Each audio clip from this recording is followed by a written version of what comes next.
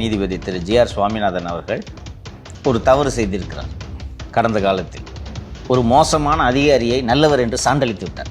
தெரியாமல். யார் சார் அது? தெரிஞ்சு என்ன பண்ண போறீங்க? கடவுள் உங்களே ஆசீர்வதிப்பார்.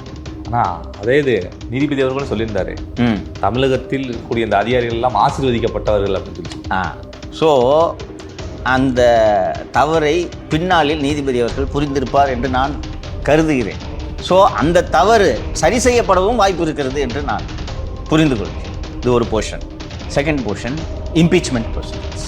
120 எம்பிக்கள் கையெழுத்திட்டு மக்களவை சபாநாயகரிடம் கொடுத்திருக்கிறார்கள். 120 எம்பிக்கள், எதிர்கட்சி எம்பிக்கள், காங்கிரஸ், சிபிஎம், திமுக எல்லா எம்பிக்களும் சேர்ந்து நீதிபதி திரு ஜி.ஆர். சுவாமிநாதன் அவர்களை தகுதி நீக்கம் செய்ய வேண்டும்.